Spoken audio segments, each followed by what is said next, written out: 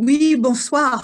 Donc, je reprends un petit peu au débeauté la présentation de cette rencontre de ce soir que nous avons décidé à l'issue de la publication en juillet dernier d'un numéro de La Pensée consacré à la Russie. Nous avons jugé particulièrement intéressant de parler de ce pays qui est fort mal connu dans nos contrées et nous avons sauté sur l'occasion des dernières élections pour vous inviter ce soir à participer à notre webinaire. Alors, avec nous ce soir, Vincent Boulet, qui a coordonné le dossier de la Russie. Il a écrit plus précisément sur le poutinisme.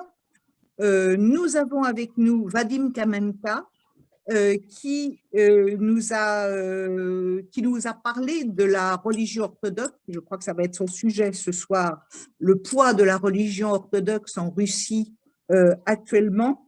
Nous avons de Moscou la chance d'avoir Olesia Orlenko, qui, elle, nous dressera un peu le tableau de la gauche aujourd'hui en Russie. Et après les élections, c'est intéressant. Avec nous également Francis Wurtz, qui nous fera le point sur les relations et les rendez-vous manqués du fait de l'Union européenne, notamment entre l'UE et la Russie. Et moi-même, j'interviendrai sur les relations entre la Chine et la Russie aujourd'hui. Voilà, je vais d'abord passer la parole à Vincent Boulet pour nous parler justement à cette étape précise du lendemain des élections. Qu'est-ce que le poutinisme aujourd'hui en Russie? D'où vient-il? Vers quoi peut-il se diriger? Vincent, je te laisse la parole. Merci beaucoup Dominique.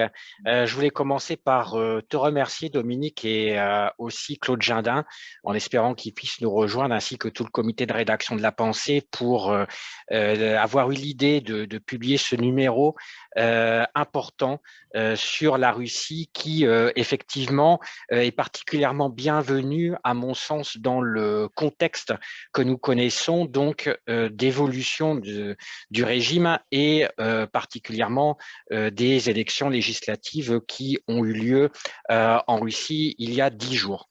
Je pense qu'il est aussi important de parler du régime russe parce que les fondements idéologiques du régime russe et aussi certaines de ces manifestations ne sont pas propres à la Russie, mais on peut les retrouver dans un certain nombre de pays d'ex-Union soviétique ou d'Europe de l'Est, indépendamment d'ailleurs des orientations de politique étrangère des différents gouvernements, disons, nationalistes, ultra-conservateurs et réactionnaires, voire d'extrême droite, qu'on peut voir dans cette région, et certains facteurs directs, comme par exemple les répressions contre la liberté de la presse, ne sont pas propres à la Russie. On peut le voir aussi des cas similaires en Ukraine, par exemple.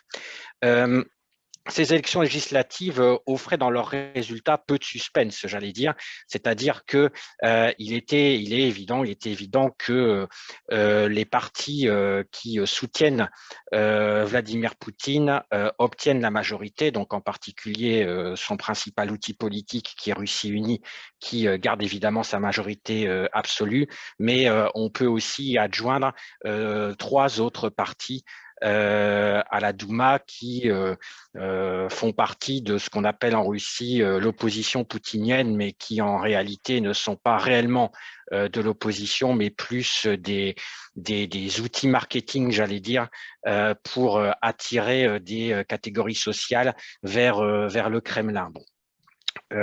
On a noté aussi une progression assez importante en nombre de voix et de sièges du Parti communiste de la Fédération de Russie. qui est à noter et également à essayer d'analyser. Je suppose que Olesya reviendra sur cette question-là. Ces élections sont donc un miroir, en fait, un miroir d'un certain malaise politique et social que je veux un peu décrire, en sachant que ce miroir est évidemment déformé par les différentes, disons, corrections ou entre guillemets, comme on le dit en Russie, ou carrément des fraudes électorales. Notamment, ça s'est vu à Moscou sur le cas du vote électronique qui a permis de faire battre des candidats d'opposition qui cependant avaient été élus à l'urne, si je puis dire, dans leur circonscription à Moscou notamment. Je pense qu'il ne faut pas se concentrer uniquement, quand on parle du régime en Russie, sur la personne de Vladimir Poutine, ni sur ce qu'on appelle dans la presse occidentale le Kremlin avec un grand K, mais que l'ensemble fait partie d'un système dont le chef de l'État est le garant, dont il est chargé des orientations et des arbitrages fondamentaux, mais dont il est inséparable en réalité, dont il est lui-même le produit. Je pense que, pour le dire très rapidement, on peut cibler 5 contradictions fondamentales. J'aime bien essayer de voir les choses en matière de contradictions pour voir un peu comment la situation peut évoluer. Je me contenterai de lister les contradictions en termes de politique intérieure. Je laisserai Francis et Dominique revenir sur les sujets de politique extérieure. La principale contradiction, je le résumerai ainsi en disant que si Vladimir Poutine est populaire, le régime lui-même ne l'est pas. Mais là où est aussi la contradiction, c'est que Vladimir Poutine et le régime sont inséparables et que c'est le régime c'est le régime lui-même qui va devoir essayer de survivre. On est en effet dans un contexte assez délicat, à mon avis, pour le pouvoir russe, en sachant que lui qui avait surmonté la crise précédente, qui était issue d'une crise électorale en 2011-2012, l'avait résolue par un outil de politique étrangère, c'est-à-dire par la question de la Crimée. Mais que l'effet Crimée, si je peux m'exprimer ainsi, s'épuise. Ce qui fait que ces derniers temps, les enjeux sociaux, les enjeux de politique intérieure sont revenus au premier plan de la scène. Je pense par exemple à la question des retraites, où il y a une contre-réforme libérale des retraites en Russie en 2018, qui a repoussé l'âge de départ à la retraite et qui a provoqué un mouvement social assez important, et en tout cas très important pour le contexte russe. Donc ça, c'est la première contradiction, je dirais, du pouvoir en place. La seconde contradiction est une contradiction de nature politique, c'est-à-dire qu'il se pose en contre-modèle, ou en tout cas, il a érigé en repoussoir la réalité de la Russie des années 90. Bon, il se pose en contre-modèle, en modèle de stabilité, en modèle de retour de la Russie sur la scène internationale, alors que, et c'est là que réside la contradiction, que le régime est en réalité la stricte continuité sur le plan des structures du régime de Boris Yeltsin, c'est-à-dire sur le plan institutionnel, c'est toujours le régime qui est issu du putsch d'octobre 1993, qui avait été d'ailleurs salué par l'Occident à l'époque, quand le grand démocrate Boris Yeltsin avait fait donner les chars contre le Parlement. C'est aussi une continuité du régime des années 90 du point de vue du personnel politique, c'est-à-dire qu'on a une certaine stabilité du personnel politique dont une majeure partie est issue de l'ancien entourage du maire de Saint-Pétersbourg, très néolibéral des années 90, qui est Anatoly Sobchak, à quelques exceptions près, notamment le ministre des Affaires étrangères Sergueï Lavrov. La troisième contradiction, c'est une contradiction, j'allais dire, idéologique un peu. Parce que le régime s'appuie beaucoup sur la nation russe, sur un discours nationaliste, disons, grand russe, comme aurait dit Lénine, mais qui repose lui-même sur une contradiction. C'est-à-dire qu'il faut prendre en compte, si on veut comprendre l'évolution du régime, l'humiliation nationale majeure qu'a été pour le peuple russe l'effondrement de l'Union soviétique d'une part, c'est-à-dire que le pays s'est retrouvé du jour au lendemain dans ses frontières de la fin du XVIe siècle. On peut imaginer ce que ça peut donner en France si du jour au lendemain la France se retrouve sans tous les territoires qui sont à la rive droite de la Meuse et du Rhône, par exemple. Ça aurait évidemment des conséquences extrêmement importantes dans la société française. Et ce sentiment d'humiliation, voire même de citadelle assiégée, a été renforcé par le comportement de l'Occident, notamment de l'OTAN, suite à l'expansion de l'OTAN vers l'Est et avec le cas des sanctions sur lesquelles, je pense, Francis pourra revenir. Mais en fait, ce sentiment-là entre en percussion aujourd'hui avec le retour du facteur proprement russe, national russe, qui a joué un rôle important dans la chute de l'Union soviétique, c'est-à-dire une idéologie nationaliste et cléricale qui se rattache au courant conservateur russe du 19e siècle et qui n'ont rien à voir avec l'Union soviétique. La quatrième contradiction fondamentale, pour moi, ça concerne la nature matérielle du régime, à savoir qu'on a, je résumerai les choses, un capitalisme russe qui est de nature rentier et concessionnaire. Il est concessionnaire parce que les oligarques peuvent continuer à faire leurs affaires tranquillement à condition de ne pas s'opposer ouvertement au pouvoir en place, avec un État qui a repris sa place dans quelques secteurs clés de l'économie, comme le secteur bancaire, le secteur énergétique, le secteur industriel, par exemple, mais qui, malgré cela, laisse la propriété privée, l'essentiel de la propriété privée en place. Et il est rentier parce qu'il s'appuie sur la rente pétrogazière qui fournit 25% des recettes annuelles du budget national russe, avec ce que ça peut comporter comme, j'allais dire, dépendance et à la volatilité des cours mondiaux du pétrole et du gaz. La cinquième et dernière contradiction concerne la nature du régime politique qu'il est convenu d'appeler démocratie verticale pour employer cet oxymore, avec le fait que là, on voit vraiment toutes les contradictions du régime, c'est-à-dire que le système lui-même est impopulaire, mais il est obligé de s'appuyer sur des outils qui sont assez décrédibilisés. Je parle des outils politiques, que ce soit par exemple les partis politiques qui soutiennent le Kremlin, comme Russie Unie par exemple, qui a peu de crédibilité, mais qui se retrouve quand même majoritaire au Parlement. On voit bien que le régime est fébrile, a des marques de fébrilité, et je pense qu'on peut expliquer comme cela le fait que la dernière période s'est manifestée par une accentuation du caractère autoritaire du régime. Par exemple, avec une loi qui limite très fortement la liberté de la presse sur les fausses informations ou des arrestations d'opposants. On peut évidemment parler de Navalny, mais je pense que Navalny est quelqu'un d'extrême droite, mais on pourra revenir là-dessus dans le débat. C'est quelqu'un de raciste, d'antisémite et d'ultranationaliste, Navalny. Je ne parle pas forcément de Navalny.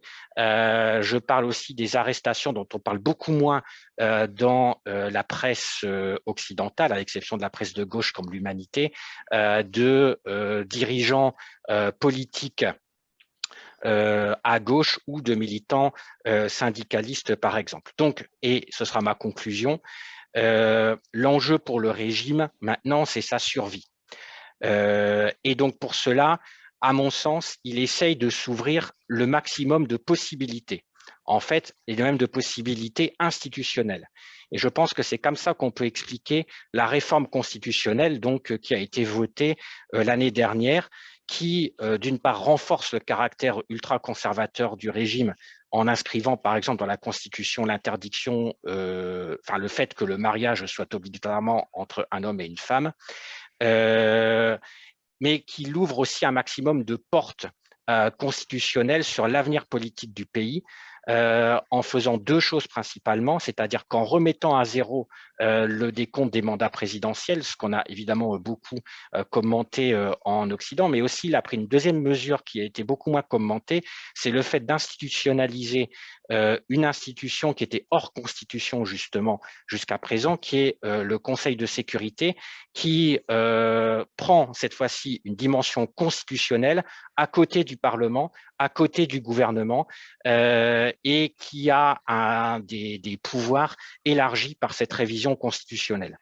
Donc je dirais que voilà, le régime veut se trouver des portes de sortie, veut se trouver les moyens de survivre, veut éviter sa sclérose, sa propre sclérose, mais dans les bases matérielles du régime, en fait, tout tend vers une sclérose du régime. Voilà, c'est un peu la situation présente et les réflexions que m'inspire la situation présente en Russie.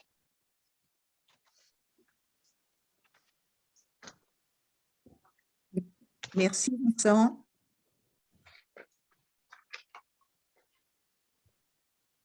Non. Voilà, je ne sais pas si Claude va pouvoir reprendre. Bien, déjà, tu as ouvert de très, très nombreuses pistes de réflexion et multiplié aussi nos interrogations. Donc, tu as parlé du mouvement social, de la gauche, et je me tourne maintenant vers Olesia Orlenko, qui a écrit dans notre numéro de la pensée sur la gauche en général. Tu as parlé en définitive du beau résultat obtenu par le parti communiste russe. Peut-être que Orlesia pourrait nous faire le point un petit peu sur le parti à partir de ces élections et d'aller plus loin sur ce que c'est aujourd'hui la gauche, ce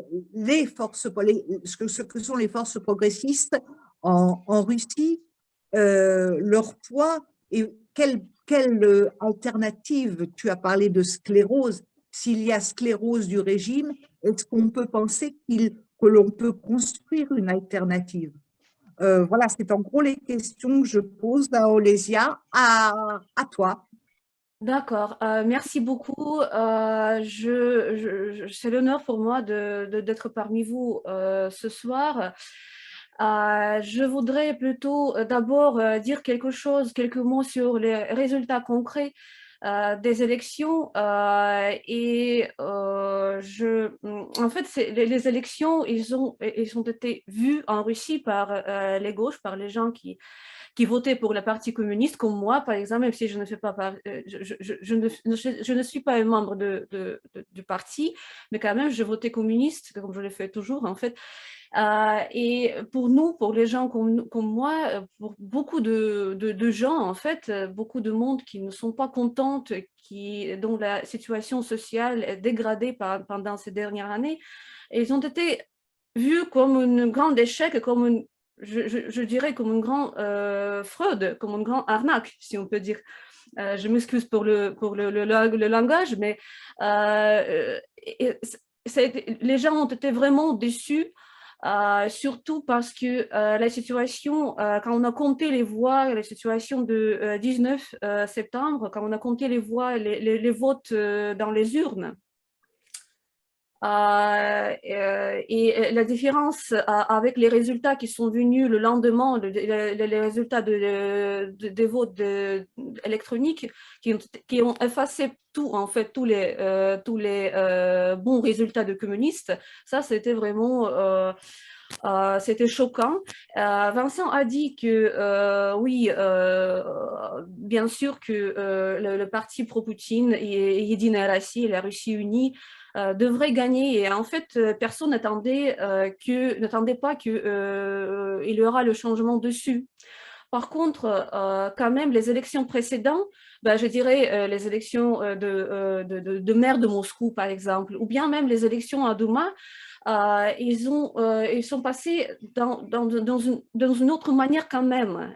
Il y avait quand même une image, une impression que les élections se passent de manière honnête et les observateurs internationaux et même les observateurs de l'opposition l'ont confirmé, comme l'Écho de Moscou, la fameuse radio de l'opposition, il disait que quand même il y avait quand même peu de fraude, toute la situation quand même a été bien contrôlée. Ce qui n'est pas le cas de ces élections qu'on a eues. Donc, pour les résultats, oui, on peut dire que dans la Douma, la partie communiste a un petit peu augmenté le nombre de leurs sièges, mais quand même, les résultats finaux sont assez impressionnants. À Douma, au Parlement, il y a 450 places et 324 maintenant 324 places prend la Russie unie. Et c'est parce que c'est grâce, on peut dire, c'est aux causes, grâce, si on prend la côté de la Russie unie, c'est grâce à ceux qu'ils ont réussi d'effacer et d'éliminer tous les candidats indépendants. Par exemple, à Moscou, il n'y a aucun candidat indépendant de parti communiste qui est passé au Parlement. Il y avait parmi 199, il y avait 199 candidats de Russie unie qui sont passés et seulement 8 de la part de KPRF, de Parti communiste, dans toute la Russie. Je parle des candidats individuels. Donc ça, c'est vraiment catastrophique. Maintenant, les communistes occupent 57 places dans le Parlement, sièges dans le Parlement. Donc là, c'est vraiment très peu. Et tous les autres appartiennent aux autres partis, dont pour certains, le résultat est absolument minuscule. Donc on peut dire que maintenant, le Parlement est complètement occupé par le parti de pouvoir. Et comme je dis, bien sûr, tout le monde attendait que la Russie unie prendra la majorité. Par contre, la manière comment ça a été fait a provoqué des grands mouvements d'opposition. Vous savez que, et maintenant, si on parle de forces progressistes, de forces d'opposition, ce sont les communistes qui ont commencé à faire depuis lundi, depuis l'annoncement des résultats de vote électronique, ils ont commencé à faire les manifestations. Et pour la Russie, c'est une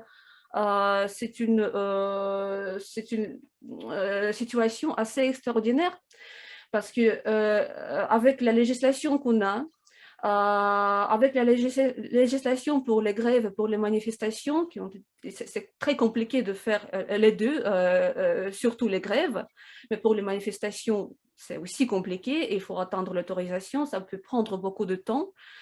Le fait que les gens ont osé de sortir dans la rue pour un meeting pas sanctionné, ça, c'est quelque chose d'extraordinaire.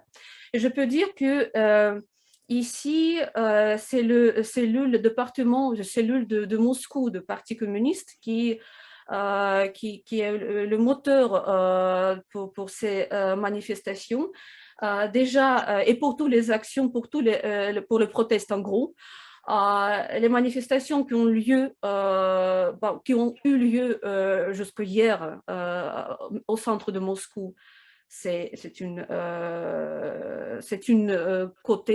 des exemples de ce mouvement.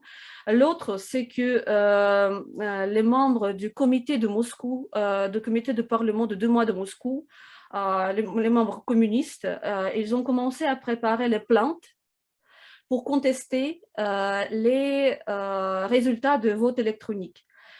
Et là, le pouvoir les réactions de pouvoir étaient strictement répressives. Déjà, il y avait une série des arrestations à Moscou, des gens, et même les parlementaires, les membres de Duma de Moscou, le membre de pouvoir de Parlement de Moscou. Ils ont été arrêtés à la manière illégale. Il y avait Yelena Yanchuk qui a été arrêtée au métro parce qu'il était saisi par le caméra de métro. Et je profite d'occasion pour remercier le journal Humanité qui a publié l'article avec cette information-là, qui a vraiment aidé beaucoup à Elena. Il a vraiment remonté le moral. Et puis, mais elle n'est pas le seul. Il y avait ses collègues qui ont été arrêtés, ont été mis en prison pour 10 jours. Ça, c'est le maximum qu'on peut avoir pour ce genre de... par cet article du code administratif. Je voudrais faire attention à ce que ce sont les gens du Parlement, ce sont pas ce sont les gens qui font les personnes assez connues en fait dans le monde politique, parmi les parlementaires. Parmi les membres de Duma, mais quand même le pouvoir n'hésite pas de le faire arrêter. Et hier, le fils de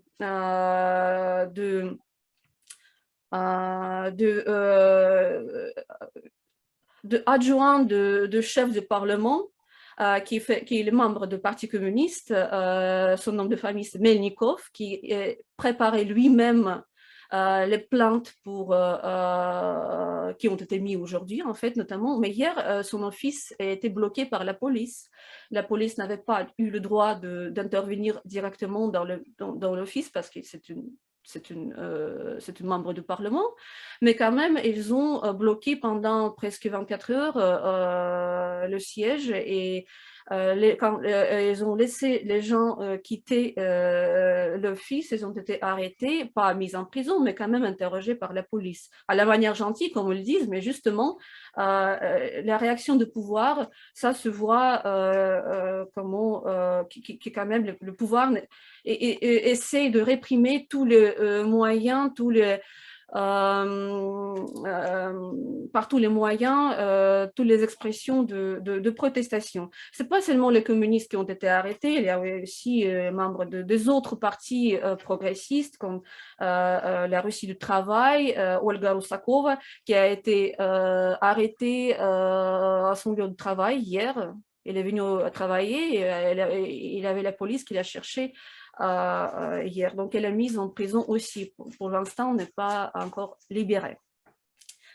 Donc, quelle alternative pour les progressistes et pour les gauches aujourd'hui?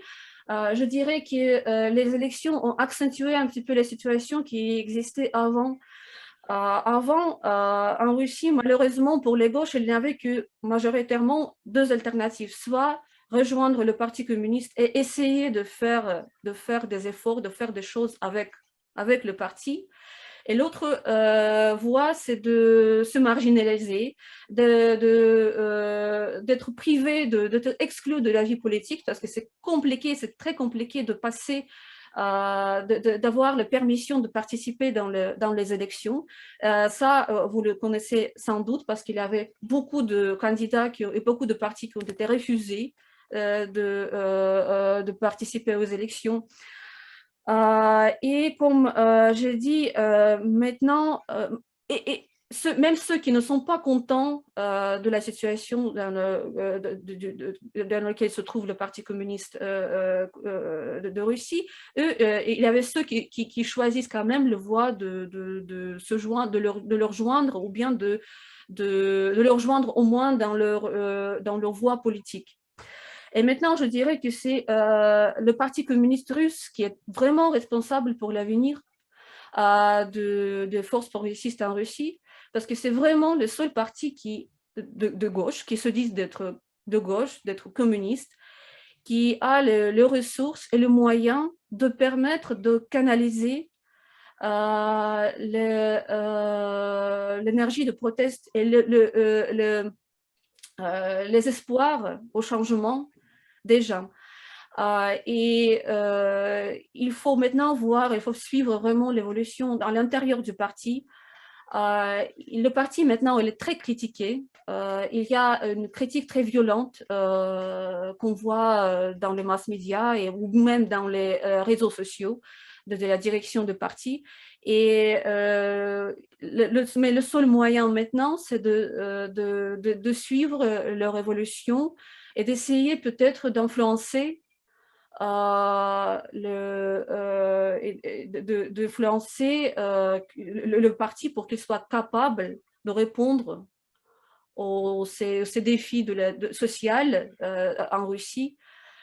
Donc là, peut-être je vais en terminer. Si vous avez des questions, je vais développer plus quelques analyses. Mais voilà. D'accord, merci Olésia pour toutes ces informations. Maintenant, je me tourne. Vadim, est-ce que tu peux intervenir maintenant ou tu dois nous… Non, j'ai une dizaine de minutes, donc après, je peux intervenir dès maintenant, et puis après, au pire, je pourrais répondre à partir de 20h à des questions. Voilà, le poids, Vincent nous a parlé donc du facteur nationaliste et clérical. Ce poids de l'Église orthodoxe est très fort, donc tu peux nous en parler Oui. Oui. Oui, tout à fait. Alors, bon, je pense peut-être qu'à partir de 20h, je reviendrai sur ce qu'a dit Vincent et Olésia, parce que je pense que ces élections, pour le coup, sont très intéressantes. Je pense qu'elles sont vraiment révélateurs d'un changement et d'un bouger dans la société par rapport au régime politique. Je pense qu'il y a vraiment une prise aujourd'hui de conscience de la part des Russes, de la part des jeunes, notamment du poids qu'ils peuvent porter, de la bataille qu'ils peuvent mener pour le changement de société. Je pense que c'est vrai d'ailleurs dans d'autres pays, hein, mais en tout cas, il y a une vraie prise de conscience qui s'est faite au moment de ces élections, qui sont faites, Vincent l'a rappelé aussi, au moment de la bataille sur les retraites, mais on sent qu'il y a des bougées aujourd'hui en Russie, dans la société russe, et je pense que les médias, des fois, sous-évaluent cette volonté, en tout cas, de changement. Alors, bien sûr, il y a les élections et le passage obligé. C'est compliqué, comme l'a rappelé Olésia, parce que de monter un parti, c'est extrêmement compliqué aujourd'hui en Russie.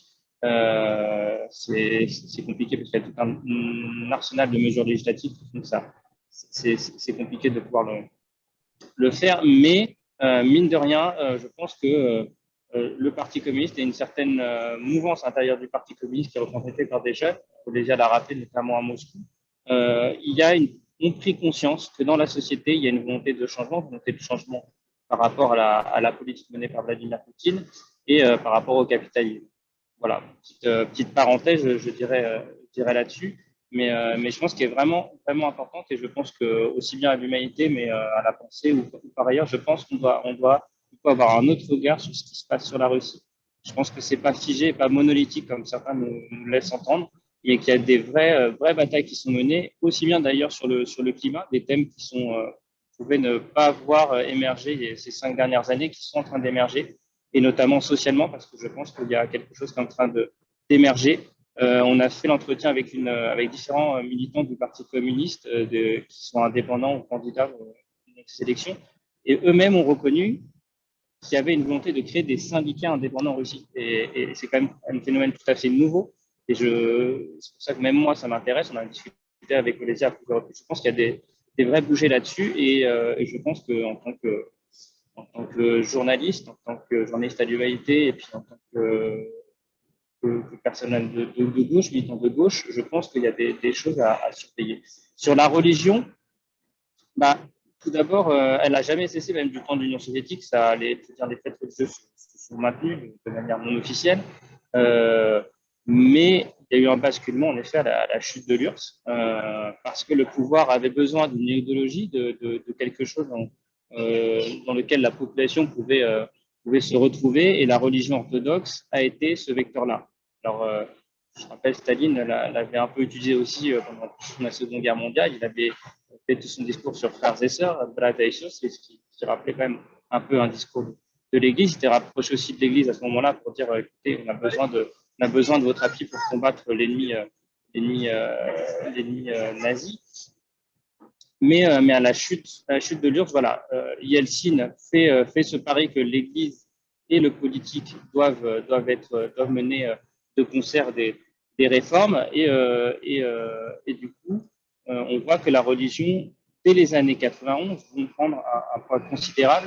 On assiste à des mariages, on voit que la population retourne dans les églises. Voilà, il y a un phénomène nouveau qui ne cesse de prendre de l'ampleur. Poutine, je dirais, va accélérer ce phénomène parce que au début de son mandat, même s'il arrive et remet tout un tas de services en fonction, puisqu'il y avait quand même une économie qui était largement brisée, la Russie a traversé dans les années Yeltsin plusieurs crises économiques importantes. Il va s'appuyer sur l'Église comme son prédécesseur, pour appuyer son pouvoir lui-même. Il y a des vrais liens et une vraie force de l'Église quand même parmi la classe politique, mais aussi parmi la société. Ils ont des liens aussi financiers importants.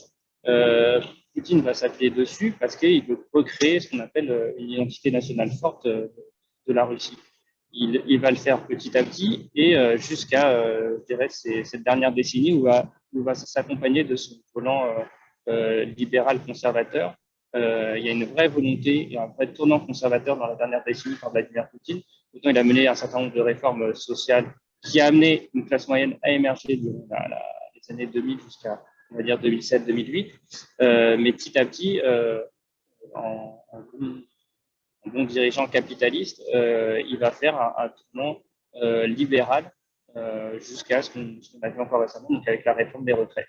Ce virage libéral, il va s'accompagner d'un virage du coup, national parce que pour que entre guillemets, les masses suivent, il a besoin d'avoir à côté de lui une église forte. Il va jouer sur cette image, il va même lui-même reconnaître avoir été au catéchisme quand il était petit. On voit que sa sphère d'influence, soit politique, mais même à l'étranger, l'Église orthodoxe va lui permettre de développer tout ce panel-là et d'accroître en gros son influence. On le voit encore aujourd'hui, hein, malgré les problèmes que le régime et le régime uni peut avoir au niveau législatif, son président, lui, ne l'a pas du tout. Il demeure à il est crédité encore de 60% d'opinion favorable. Depuis une dizaine d'années dans laquelle il est maintenant en politique, on voit qu'il a une image toujours aussi forte auprès de la population russe, et notamment, on va dire, parmi une population russe quand même plutôt âgée, aujourd'hui auprès des jeunes, même s'il est reconnu pour ce qu'il a fait, il est moins porteur d'avenir qu'il n'était à une époque. Voilà, il y a quelque chose qui est en train de se passer. De toute façon, il y a une page qui est aussi en train de se tourner, je pense qu'on n'a pas encore abordé, mais il y a quand même si 2024, il a une possibilité qui se représente, en tout cas, la question du post-poutinisme est clairement pesée, et c'est peut-être aussi ça l'enjeu des années qui viennent, parce qu'on voit bien que s'il y a une répression aujourd'hui, tous azimuts, véritablement tous azimuts, que ce soit dans les médias, dans les associations, même aller justement arrêter quand même des élus de l'opposition, comme on l'a écrit dans l'humanité, on voit bien que le régime a peur, et je pense parce qu'il y a aujourd'hui différents cercles autour de Vladimir Poutine qui ne savent pas qui va prendre la succession du président aujourd'hui. Est-ce que ça sera lui en 2024 qui va se représenter? Ça reste quand même encore aujourd'hui posé, même si tout est fait pour qu'il le fasse, rien ne le garantit. On n'est pas à un coup d'éclat de la part de ce président qui a quand même une certaine habitude à prendre un peu tout le monde de revers. Et donc l'Église, je pense, reste un moyen sûr d'asseoir ce pouvoir. Voilà, en tout cas, on peut, je pense qu'il s'en sert depuis plusieurs années et il n'a cessé de s'en servir depuis maintenant son dernier mandat. Voilà. Merci, Vadim. Bon, j'espère qu'à ton retour, tu es obligé de t'absenter. Oui, là. Pas de souci. Je répondrai à toutes les questions. Parce que tu as là aussi tu as ouvert aussi beaucoup de questions et je pense que la discussion entre nos différents participants va être très, très intéressante. Alors, à tout de suite. À tout de suite. Donc, nous continuons. Maintenant, nous avons abordé quelques points essentiels de la situation intérieure. Vincent nous a parlé de régime sclérosé. Olesia nous a parlé des possibilités de l'alternative à gauche. Vadim nous a apporté une touche d'optimisme sur les bougées de la société en Russie aujourd'hui. Maintenant, nous allons voir un peu avec Francis et quelles sont les possibilités des relations, quel poids jouent aussi les relations entre la Russie et le monde occidental et l'UE en particulier, de quel poids ça pèse sur le régime et les décisions de Poutine.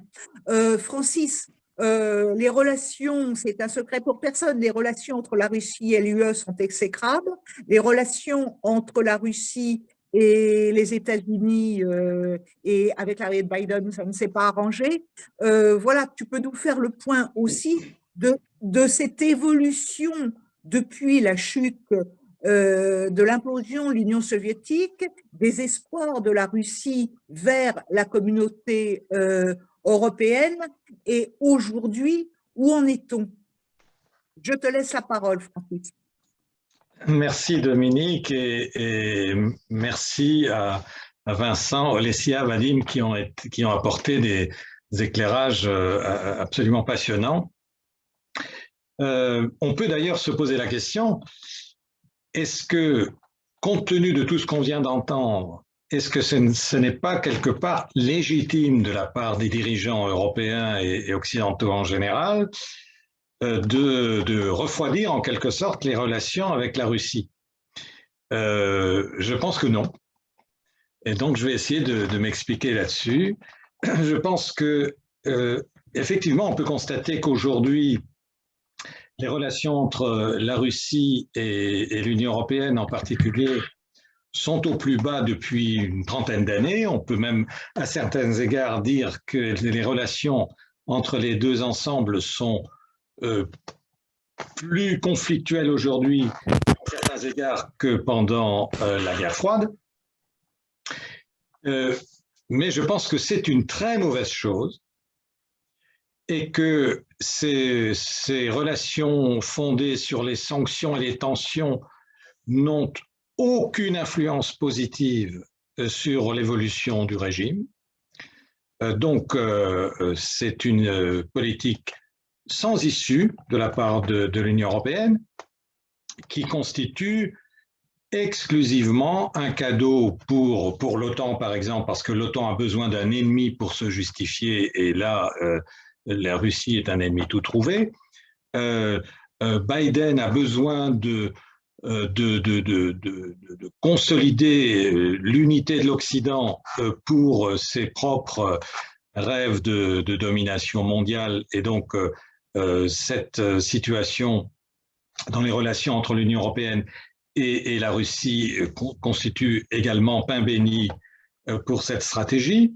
Je pense que cette tension récurrente entre les deux parties de l'Europe, du continent européen, constitue également un aliment et pour le nationalisme russe et pour le nationalisme des pays d'Europe centrale et orientale. Je pense en particulier à la Pologne et aux pays baltes. Et j'ajoute que cette tension permanente et qui s'aggrave, ce climat de défiance qui s'accentue entre la Russie et l'Union européenne, en plus alimente une situation dangereuse. Je pense par exemple à la frontière entre les pays baltes et la Russie, où se concentrent des forces militaires et des armements très menaçants, et du côté balte, c'est l'OTAN, et du côté russe, c'est l'armée russe. Et on ne peut pas, dans ce climat exacerbé, on ne peut pas exclure qu'un jour il y ait un dérapage extrêmement dangereux. Donc je pense que la dégradation des relations entre l'Union européenne et la Russie constitue une mauvaise chose quelle que soit l'appréciation qu'on a du régime en place. Et pour ma part, je partage tout à fait ce qui a été dit par mes amis précédemment. Mais ça ne justifie pas la position de l'Union européenne à l'égard de la Russie. D'ailleurs, chacun, je pense, comprendra que ce n'est pas, par exemple, la réforme des retraites de Poutine qui gêne les Occidentaux, ni son virage libéral, ni même le pari qu'il fait sur l'Église orthodoxe pour asseoir son pouvoir. Donc, comment faire pour sortir de cette impasse qui est non seulement un manque à gagner du point de vue de la coopération, du point de vue même de la sécurité du continent, comment sortir de cela? Je pense qu'on doit se dire qu'aujourd'hui, on est à un moment politique important. Il y a eu les élections russes et les éléments nouveaux qui émergent, comme ça a été dit. Il y a aussi eu les élections allemandes, très importantes, parce que l'après-Merkel est aujourd'hui un grand point d'interrogation. Et il va y avoir des élections importantes en France. Donc c'est un moment politique qui justifie qu'on mette sur la table des questions stratégiques qui ont une importance non seulement immédiate, mais à moyen et à long terme. Et la question des relations entre l'Union européenne et la Russie constitue, à mes yeux, un élément stratégique pour l'immédiat, mais surtout à moyen et à long terme qu'il faut donc poser, je dirais, quel que soit d'ailleurs l'avenir du régime. Où on en est à cet égard? Je pense qu'il y a eu des velléités de la part de l'Allemagne comme de la part de la France de faire bouger la situation. Du côté allemand, avec Merkel, c'était moins des discours qu'un certain nombre d'actes. L'Allemagne sait défendre ses intérêts quand elle estime qu'il faut contrer, y compris ses alliés les plus proches, en l'occurrence les États-Unis.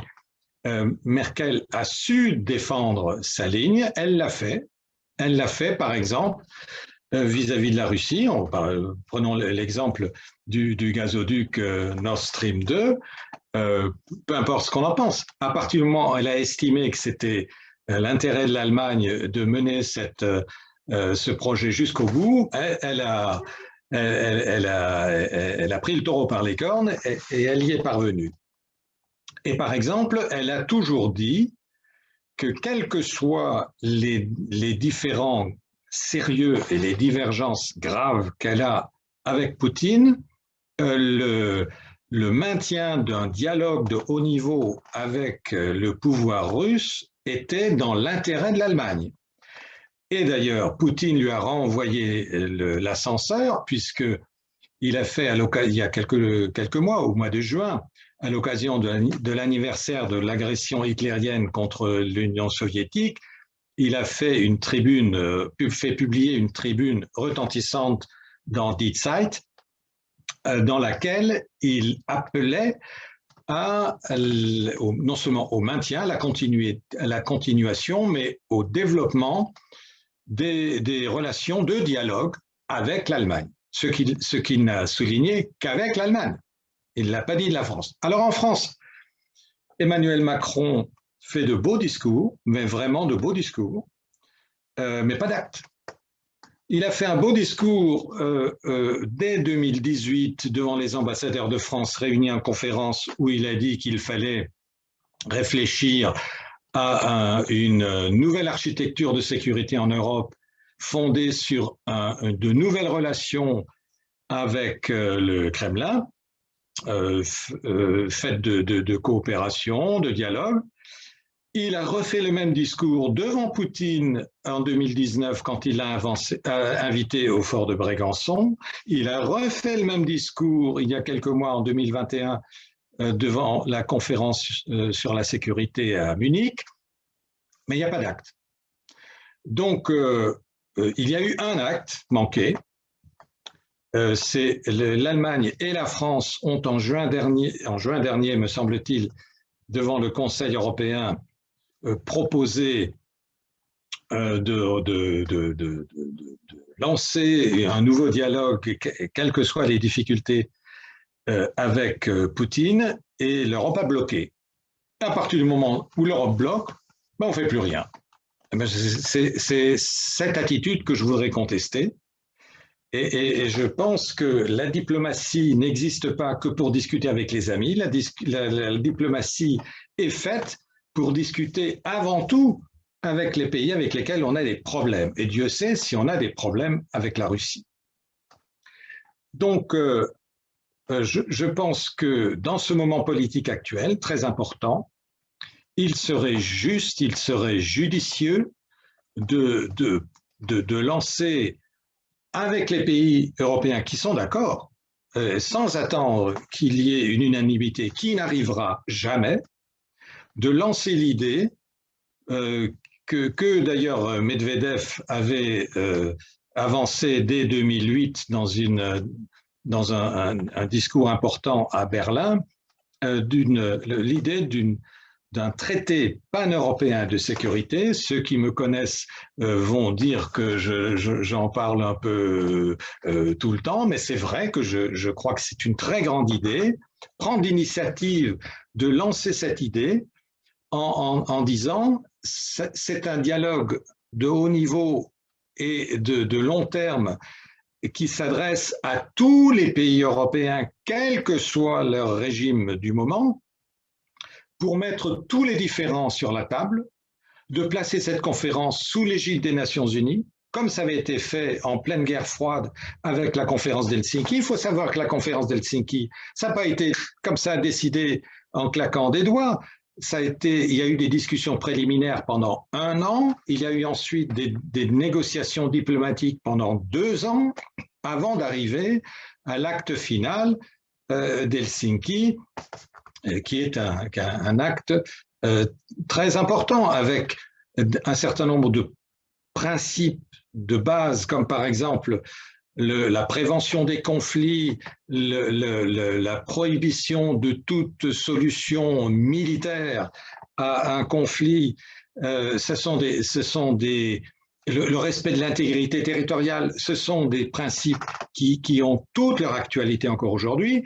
Il y en a d'autres qui mériteraient d'être approfondis, comme par exemple un principe que la Russie met légitimement en avant, qui est l'indivisibilité de la sécurité, à savoir que chaque État signataire d'un tel traité ne devrait pas prendre pour sa propre sécurité des mesures qui mettent en cause la sécurité des autres pays signataires. C'est quelque chose de très important dont on doit discuter. C'est évidemment un principe qui s'oppose à l'élargissement sans fin de l'OTAN vers l'Est.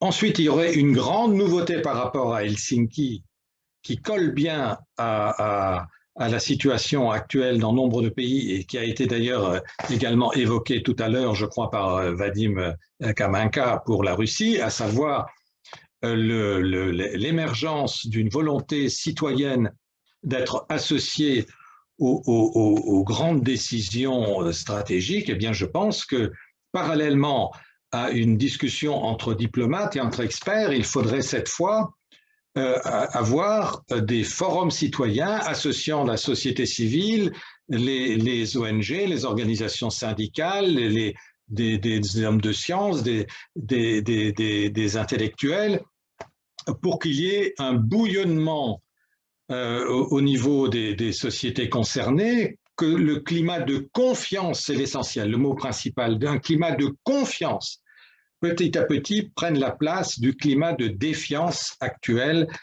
qui nous conduit dans l'impasse. Donc voilà, je pense que, sans revenir maintenant sur toutes les occasions manquées par l'Union européenne à cet égard, je pense que dans le moment actuel, particulièrement important, où se jouent des enjeux de longue durée, cette question mériterait d'être mise à l'agenda politique européen. Voilà ce que je voulais dire à ce stade-là. Merci Francis. Et bien entendu, tous ces enjeux internationaux et toutes ces propositions concernent évidemment la Russie, mais aussi la Chine. Donc, je vais parler un petit peu des relations entre la Russie et la Chine. Ça a été le sujet de mon article dans La Pensée. Il est évident que plus la tension est forte, a été forte, et ce climat qui existe actuellement, ce climat délétère, à la fois contre la Russie, à la fois contre la Chine, en étant, ce n'est pas simplement une question de régime, c'est une question effectivement de sécurité collective. Toutes ces occasions manquées entre l'UE et la Russie, qui, rappelons-le, je ne crois pas que tu me contrediras, Francis, ça c'est que au moment de l'implosion de l'URSS et de la Russie des années 90, était beaucoup plus tournée vers l'Union européenne et la communauté occidentale que vers la Chine. La Chine, à cette époque, est encore à un stade de développement d'un premier stade de développement, vient tout juste de rentrer dans la mondialisation, et son premier souci quand les relations sont reprises avec d'abord l'URSS jusqu'en 1991, et là on voit la visite de Gorbatchev en 1989 qui se fait une relation de parti à parti, puis par la suite après 91, ça sera des relations d'État en État. Le souci de la Chine et de la Russie à l'époque, ça sera de traiter les différents frontaliers qui avaient conduit dans les années 60 à des affrontements à la frontière sino-soviétique, et ensuite qui avait été aussi un des points de rupture entre les deux États voisins. Donc, il se soucie d'abord de régler les frontières, et dans un premier temps aussi d'avoir de relations de bon voisinage. Donc, va se succéder toute une série d'accords, de traités, de partenariats qui vont être en définitive des partenariats, disons, assez neutres. Un, pour permettre à la Chine de ne plus avoir de soucis par la suite, et dans son étape de développement.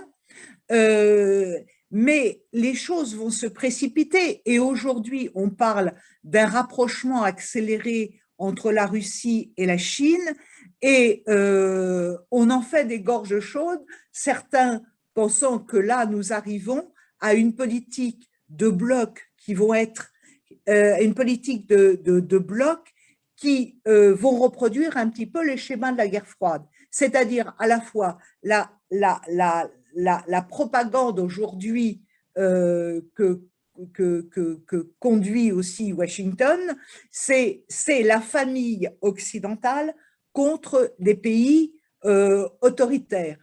Et donc, la Russie et la Chine entrant dans cette dernière catégorie,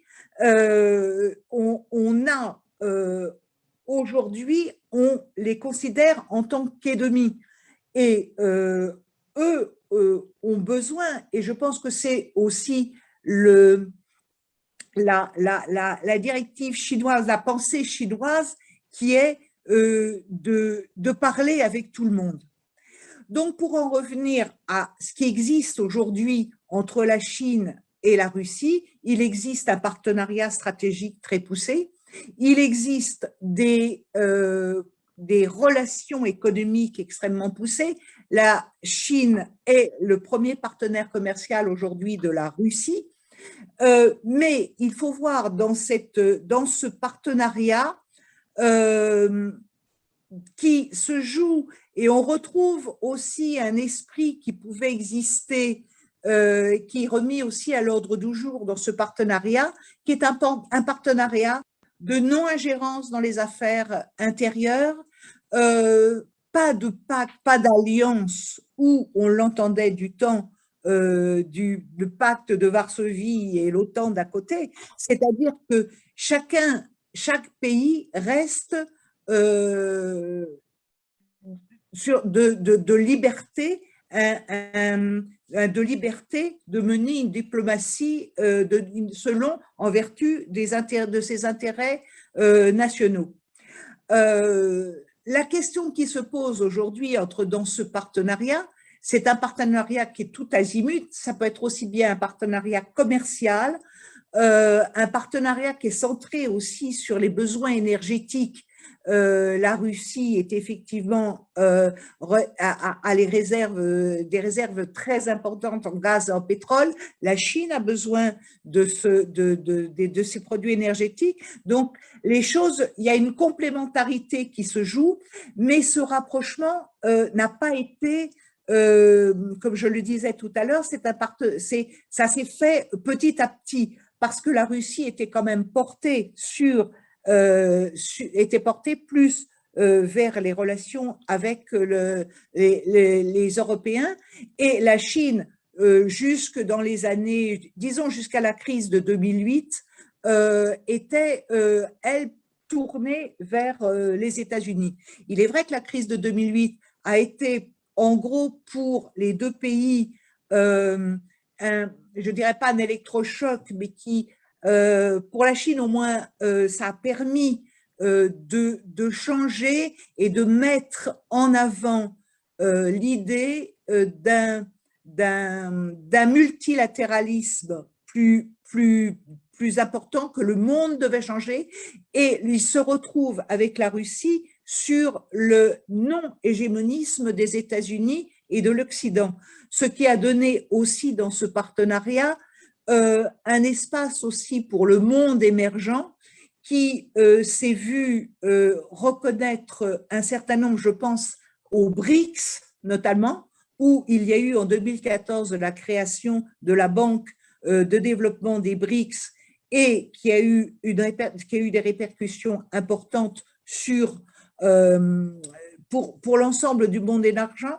Je pense aussi à l'OCS, à l'organisation de la communauté de Shanghai, pardon, qui a tenu son sommet la semaine dernière et qui regroupe un certain nombre de pays d'Asie centrale, d'Asie comme l'Inde, le Pakistan, qui vient d'accepter l'Iran dans ses rangs, qui était observateur et maintenant qui devient membre à part entière. Et je veux dire que ce sont des entités des partenariats qui réclament aussi de pouvoir participer à la réorganisation d'un monde, parce que le monde tel qu'il avait été construit depuis 1945 et les règles du monde telles qu'elles avaient été suivies depuis 1945, le FMI, Bretton Woods et tout, n'est plus de mise aujourd'hui. Et en fait, ce partenariat Chine-Russie n'est pas un bloc, mais il se développe. On a tendance à dire dans les médias que la Chine est isolée, que la Russie est isolée, mais absolument pas. Ce sont en définitive, et ça je ne veux pas porter de jugement, ça serait une autre discussion tout à l'heure sur les régimes respectifs, mais qui restent par leur positionnement par rapport à l'hégémonisme américain, qui donne aussi des possibilités d'alternatives en mettant aussi en avant les questions de sécurité collective à l'heure actuelle, puisque l'essentiel de la diplomatie chinoise se repose quand même sur une idée importante qui est reprise aujourd'hui par de nombreux acteurs politiques, acteurs sociaux, c'est que dans le monde d'aujourd'hui, il y a une telle interdépendance qu'aucun pays ne peut s'en sortir seul. Donc, on l'a vu pour la crise sanitaire, les perspectives de crise alimentaire et qui peuvent suivre la question la pandémie actuelle, les questions de sécurité politique. On est dans un pays d'une interdépendance, dans une interdépendance. Donc, la question qui se pose aujourd'hui, c'est que l'affrontement idéologique qui en fait ont accéléré, ont permis à la Chine et à la Russie, en définitive, de développer leur partenariat, de développer leurs liens, ne sont pas vus du côté de ce partenariat comme une coupure du monde. Et ça, je pense que c'est quand même important, contrairement à ce que peut affirmer les idéologistes de Washington. Le problème dans ce partenariat, c'est qu'il est très asymétrique. La Chine est aujourd'hui la deuxième puissance mondiale, économique mondiale, et elle va certainement passer au premier rang dans les prochaines années. Or, la sclérose du régime, pardon, comme le disait Vincent tout à l'heure, et les différents font que la Russie ne se développe pas économiquement. Elle n'a pas le développement économique que son histoire et ses capacités, les capacités de sa population pourraient l'espérer. Elles pourraient le faire croire. Donc, cette asymétrie pèse aussi sur ces relations. Je crois que je vais devoir m'arrêter parce que j'ai un problème de voix. Voilà, en gros, ce que je voulais dire. Je pourrais revenir par la suite. Voilà, je vous laisse la parole et je pense qu'on va pouvoir entamer une discussion sur les différents sujets qui ont été abordés et les questions soulevées par nos différents participants. Bon, est-ce que je peux me faire l'écho d'une question posée? C'est comment voyez-vous l'avenir de la Russie? La situation est-elle bloquée irrémédiablement? Où peut-on voir une lueur d'espoir? Et il ajoute, je sais que vous n'êtes pas Madame Soleil, mais si vous pouvez me donner quelques pistes de réflexion. Bon, de ce que j'ai pu suivre du débat dans mes efforts de connexion, je crois que vous avez donné déjà pas mal d'éléments de réflexion, mais peut-être que vous avez envie de rebondir sur cette interrogation de notre futur auditeur, parce qu'il va se saisir de l'enregistrement pour écouter le débat. Voilà, j'ai parlé un petit peu des élections. Déjà. Et l'avenir, comment je le vois, en fait, il y a plusieurs possibilités, il y a plusieurs options. Et bien sûr, je préfère de m'incliner vers le bonne option.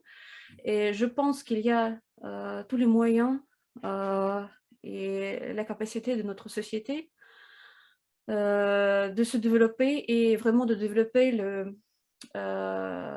les tendances. Parce que le mécontentement et le proteste, ça ne suffit pas. Il faut avoir une offre politique. Il faut avoir une force politique qui est capable de formuler une offre politique à son propre peuple. Donc, peut-être il faut d'abord, à mon avis, répondre aux questions dont tout le monde essaie de répondre. Qu'est-ce que c'est la Russie? Qu'est-ce que c'est le peuple russe? Les questions fondamentales dont le pouvoir actuel n'arrive pas à répondre clairement.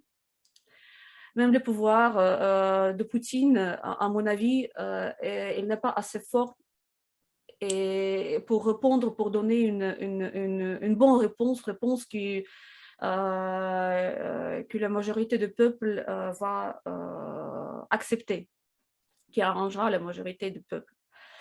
Et c'est une des raisons pourquoi on a pourquoi le régime est tellement instable, pourquoi le régime préfère de réponses plutôt répressives que de laisser un petit peu de l'air et laisser l'espace pour canaliser le proteste, le mécontentement. Puis, je pense que pour évolution de bonnes tendances, de tendances positives et progressistes dans la société, c'est très important d'avoir les contacts internationaux. Je veux dire, ne pas seulement connaître les gens de l'étranger et les correspondances personnelles, mais vraiment, il faut instaurer une culture des débats. C'est très compliqué, c'est un énorme effort, c'est un travail qui demande un énorme effort de deux côtés, si on peut dire, du côté de la Russie, du côté des interlocuteurs. Mais comme ça a été dit déjà, c'était prononcé au début de la conférence que Dominique, il me semble que c'est Dominique qui l'a dit, que la Russie, c'est un pays mal connu pour la France. Mais je peux dire que paradoxalement, la France maintenant est aussi pas assez bien connue en Russie. Je veux dire que la France est vue par l'information que les gens reçoivent de mass médias, de traductions des mass médias officiels, de Figaro, de Le Monde. Et la société russe a la vision de ce qui se passe en France d'après la presse officielle. Et quand on a commencé à traduire les articles de l'Humanité qui donnent un angle absolument différent à tout ce qui se passe en France, les gens ont commencé à réfléchir. Et ça a donné des pistes de réflexion les articles de l'Humanité aident aux Russes de réfléchir à ce qui se passe en Russie aussi à travers les analyses des événements en France, des tendances en France. C'est très important, c'est énormément important d'instaurer, peut-être de réintroduire, ou peut-être de même de créer cette tradition de débat politique, de discussions culturelles, politiques, scientifiques, au niveau scientifique, je veux dire populaire, entre les Occidentaux, si on peut dire, entre les Français, dans le cas d'aujourd'hui, ce qui est plus proche pour moi, et les Russes. Parce qu'il y a les moyens de surmonter les barrières linguistiques. Il y a les interprètes. C'est possible, tout est possible. Quand on fait, maintenant, on fait des conférences, on invite les journalistes de l'Humanité, on invite les activistes politiques pour introduire par Zoom, pour parler avec les gens. On invite un interprète et ça se fait très bien. On peut avoir la conversation. Il n'y a aucun problème. Et c'est très utile, c'est très important. Les conférences comme aujourd'hui et les événements pareils, ça, à mon avis, c'est quelque chose qui peut vraiment jouer un grand rôle positif pour l'évolution en Russie. Par contre, on a parlé aussi de l'ère après Poutine et les successeurs de Poutine. Mais oui, je suis d'accord avec tout ce qui a été dit par les intervenants. Justement, il faut toujours se rappeler que l'année dernière, en Russie, on a accepté, on a fait les changements de la Constitution. Et maintenant, on a annulé tous les présidentielles d'avant de Poutine. Donc maintenant, Poutine a un droit exceptionnel de présenter sa candidature. Encore une fois, je ne sais pas s'il va le faire parce que quand même, il est assez âgé. Mais justement, c'est possible et il a le droit de le faire.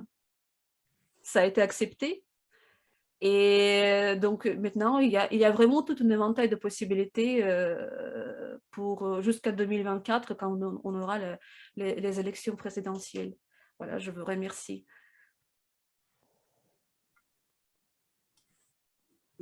Je ne sais pas si celui qui vous écoutera aura totalement la réponse à sa question, mais peut-être Vincent, tu veux dire quelques mots. Mais Je veux avant, bien. avant que je te donne la parole, est-ce que vous avez eu l'occasion de dire que c'est toi qui as coordonné le numéro de la pensée, le dossier de la pensée de la Russie? Dominique l'a dit, oui. Je te remercie, Dominique. Oui, alors, je ne sais pas si ça va complètement répondre à la question de notre ami, mais pour moi, il y a plusieurs éléments. La société russe, évidemment, n'est pas du tout une société figée. C'est une société qui est couverte, qui est traversée de contradictions. C'est une société qui évolue et qui a d'ailleurs beaucoup évolué depuis une vingtaine d'années. La société russe d'aujourd'hui ne correspond plus tout à fait à la société russe du début du XXIe siècle. Et c'est d'ailleurs ça qui crée aussi le malaise social, politique. On l'a vu par exemple au début de l'année avec les manifestations qu'il y a eu.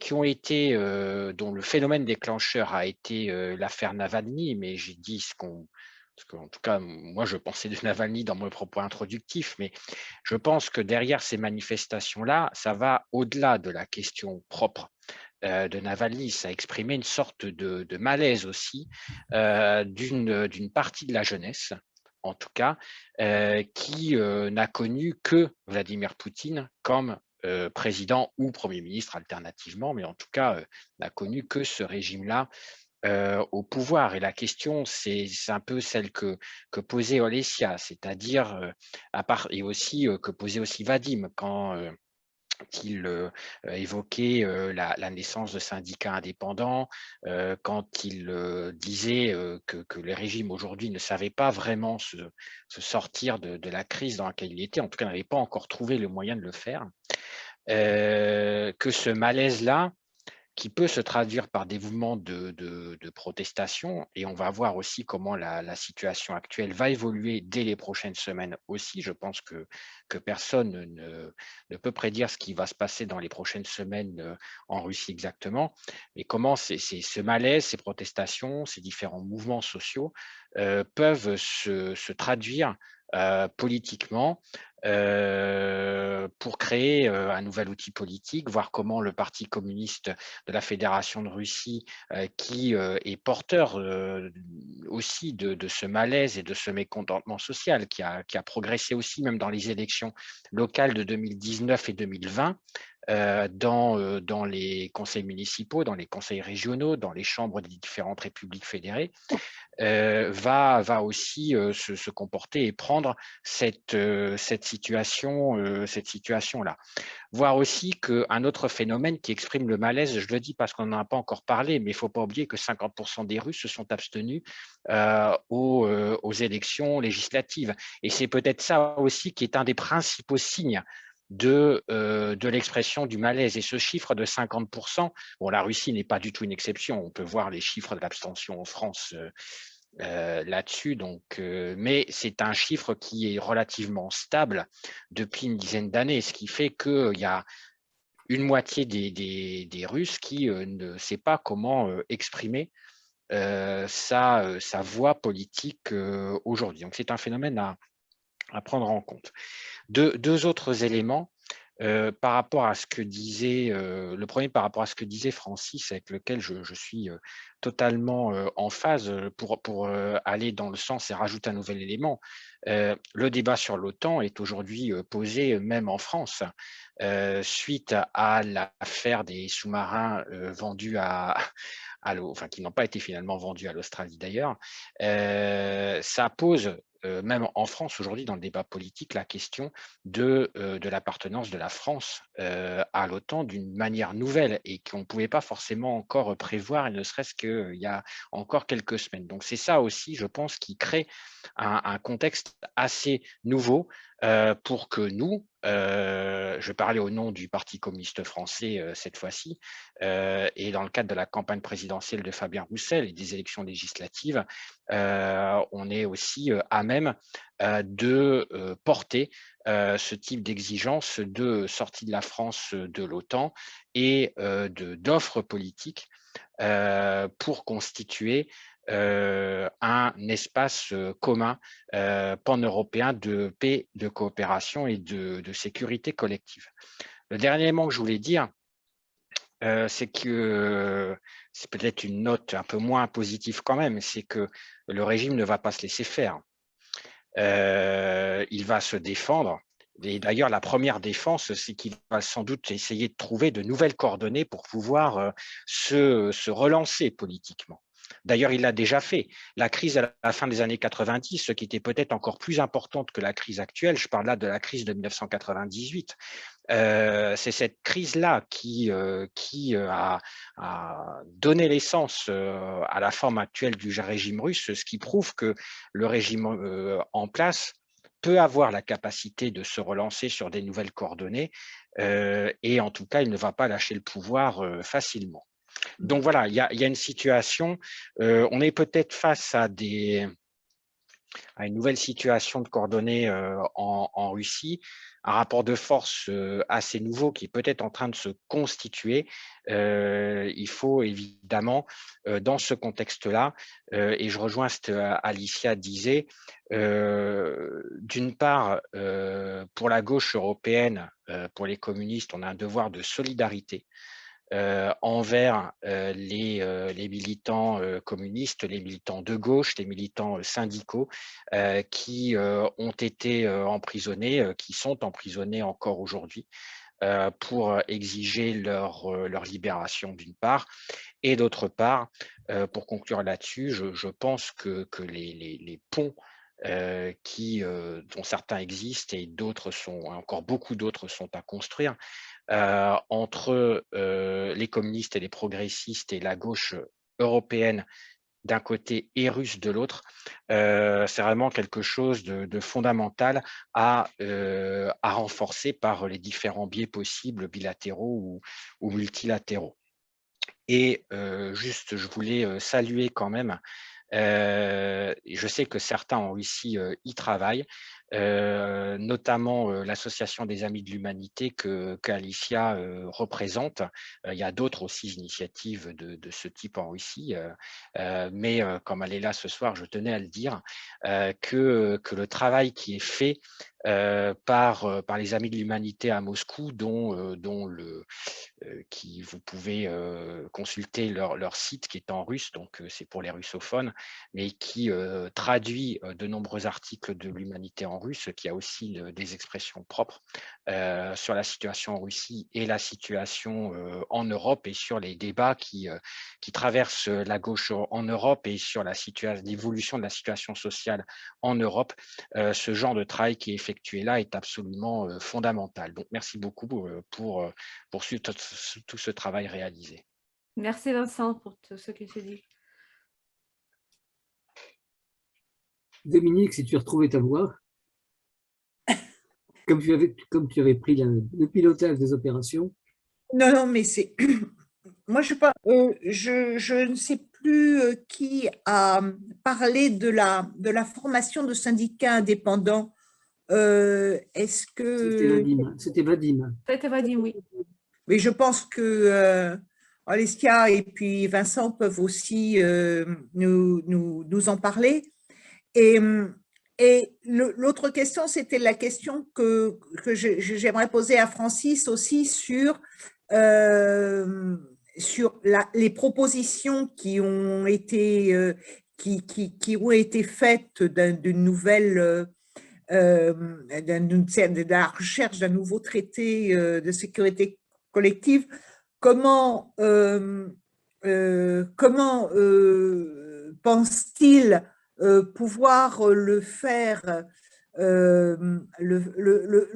connaître? C'est pas simplement européen, c'est aussi quand on voit justement ce qui se passe en Asie-Pacifique avec l'axe Indo-Pacifique et je veux dire cette possibilité, cette volonté de vouloir exporter l'OTAN dans cette zone où va se jouer, où il existe une course aux armements qui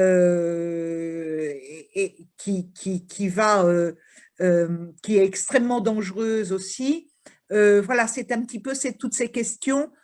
Concrètement, comment peut-on poser les jalons? La première question sur les syndicats. 2, sur la proposition de Francis. Peut-être que sur les syndicats, on peut attendre le retour de Vadim.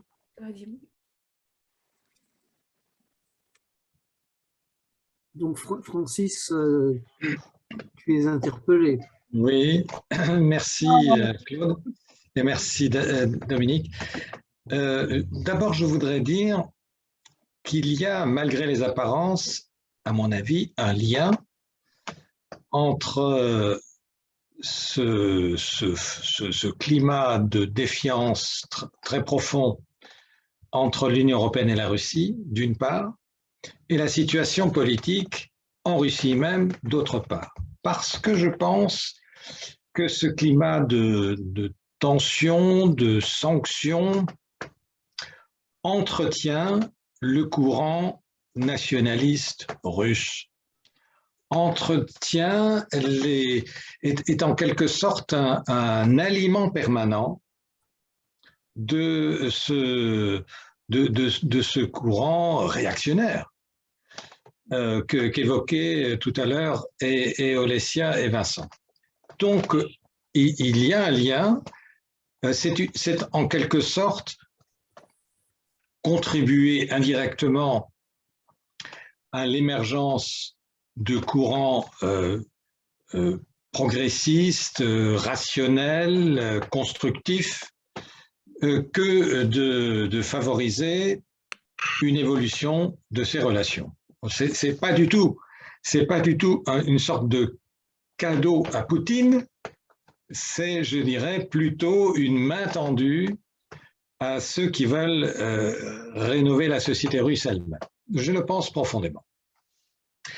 Ensuite, comment, la réponse à la question de Dominique, comment lancer en grand cette idée, en quelque sorte, qui circule depuis plusieurs années, en quelque sorte, depuis 2008. Moi, je me souviens quand il y a eu cette proposition officielle du président russe de l'époque à l'Union européenne, en 2008, il se trouve que c'était pendant une présidence française de l'Union européenne. Donc, c'était la présidence Sarkozy et la France était représentée souvent dans les débats au Parlement européen par Kouchner.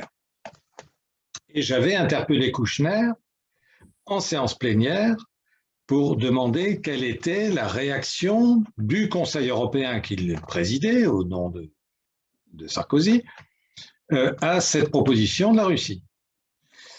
Et il avait dit, je trouve cette proposition intéressante. Mais j'ai dit, mais non, c'est très bien, mais je voudrais connaître la réaction du Conseil européen, des 27 chefs d'État, à l'époque des 28. Et en fait, il n'y a eu aucune réaction. Et je pense que tant qu'on se laisse, et là je parle en tant que Français, tant qu'on se laisse bloquer par l'absence d'un accord européen pour une initiative diplomatique d'importance, on ne prendra jamais d'initiative diplomatique importante parce que l'Europe n'aura jamais l'unanimité compte tenu des divergences importantes sur le fond entre les différents gouvernements. Si on ne brise pas cette inertie, il n'y aura pas de percée. Voilà pourquoi, en réponse à Dominique, je pense que nous sommes en campagne présidentielle en France. Je pense qu'il faut faire grandir l'idée que la France, d'autant plus que le président français actuel avait déjà donné en principe son accord avec ce qu'il appelle une nouvelle architecture de sécurité en Europe sur la base d'un nouveau dialogue avec la Russie.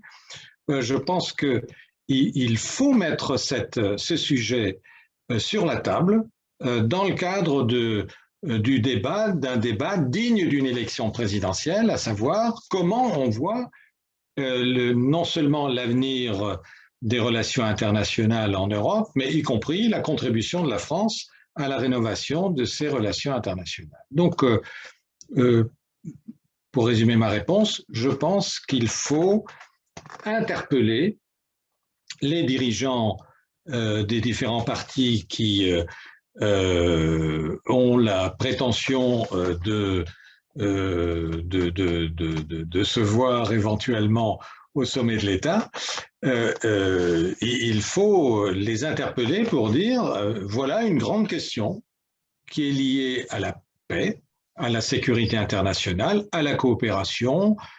Quelle est votre position par rapport à cette proposition du Parti communiste français, en l'occurrence, de travailler à un traité international pan-européen de sécurité et de coopération. Vadim, maintenant que tu es de retour, Dominique avait posé une question qui s'adressait tout spécialement à toi, donc on a attendu que tu reviennes. Dominique, si tu peux la répéter. Ah bah, du coup, je répète sur… en sachant que normalement, on va jusqu'à 20h30 et qu'il est 20h12.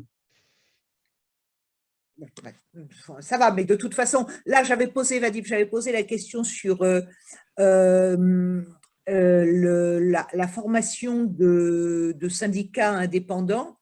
Et comme tu es revenu, ce que tu as dit sur l'évolution de la société aussi, est-ce que tu peux nous indiquer quelques points sur lesquels tu as vu cette évolution? Vincent vient de nous dire qu'effectivement, cette société n'est plus celle d'il y a 20 ans. Qu'est-ce que toi, tu en penses dans cette jeunesse? Qu'est-ce qui émerge dans cette… comme point de revendication, voilà. Non, il y a d'abord tous les mouvements qui sont apparus là, récemment, je dirais ces 4-5 dernières années. Là encore récemment, en janvier, le plus récent, je pense que c'est en janvier dernier. Alors la raison initiale, c'est vrai, c'était l'arrestation de Navalny quand il est revenu d'Allemagne, mais on voit que le mouvement était beaucoup plus général que ça, c'est-à-dire que c'était une immense majorité, notamment de jeunes, qui se soulevaient, mais pas seulement à Moscou et Saint-Pétersbourg, mais dans toutes les villes russes, à Yekaterinbourg, mais aussi en Sibérie. Et on voit que ces mouvements posaient la question, non pas de Navalny et de la bataille peut-être avec le pouvoir, hein, dans ce jeu un peu… on dirait un peu finalement scénarisé entre le pouvoir et Navalny, mais véritablement sur, en gros, les logiques municipales, c'est-à-dire tout un tas de réformes qu'ils souhaitent mettre en place, puisqu'on voit qu'à part Moscou et Saint-Pétersbourg, encore Saint-Pétersbourg, je pense que Olesia est bien placé pour le savoir, mais il y a des vraies difficultés, je veux dire, dans les infrastructures même de la ville, mais dans les villes russes en général, il y a des vrais problèmes, que ça soit dans l'éducation, que ça soit au niveau sanitaire, et on l'a vu encore plus pendant toute la période de Covid. Ils ont été submergés aussi parce qu'ils ont fait tout un tas de réformes qui ont touché le milieu de santé, et notamment les hôpitaux, qui n'étaient pas adaptés pour une telle pandémie. On a eu les mêmes problèmes en France, mais en Russie, ils ont été multipliés par 10 parce qu'ils n'avaient plus, je veux dire, cette sécurité sociale qui existait auparavant. Donc, on voit que tout un tas de villes russes, de régions ont posé ces problèmes à ce moment-là, lors de ces soulèvements en janvier. Mais c'est vrai que ces phénomènes ne sont pas nouveaux. On l'a vu, que ce soit pour la corruption, il y a eu des batailles quand même assez régulières contre des gouverneurs de région.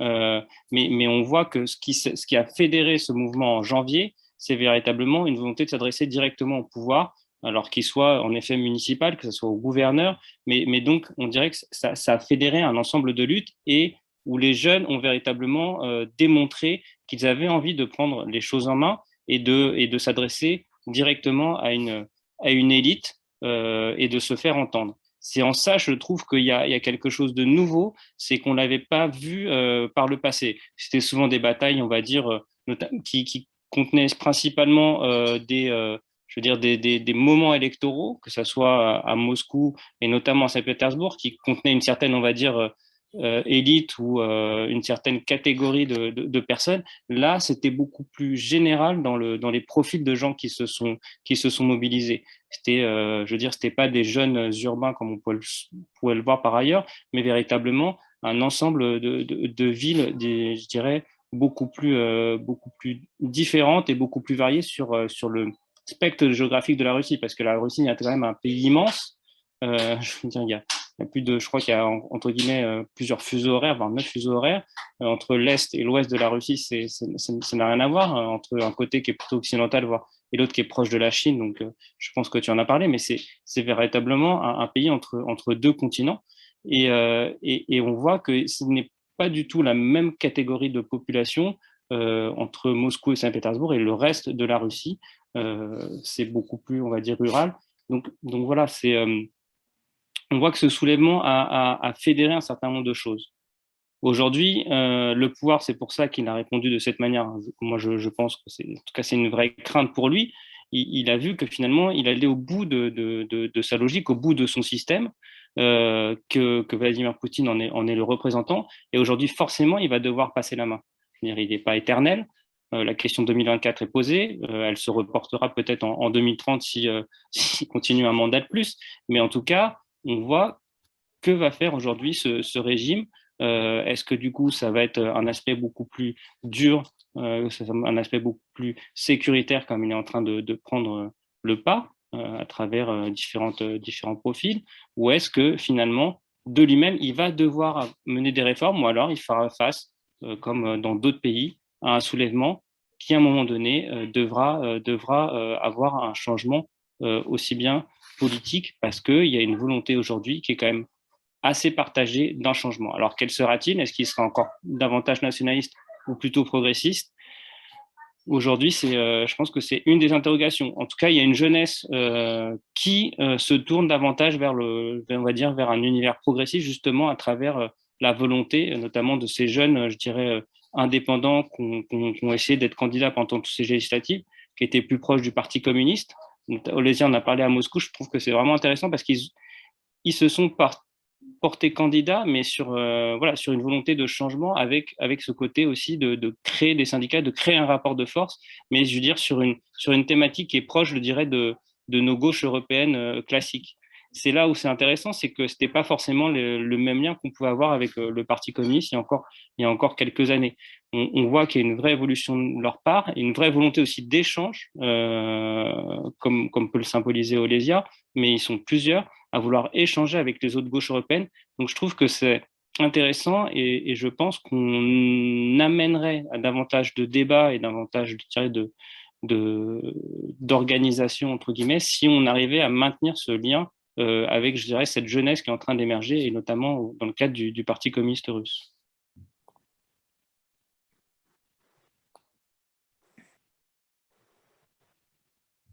Est-ce que ça répond à ta question, Dominique? Voilà. Je pense que ça répond à la question de beaucoup de nos, oui. des gens qui nous écoutent.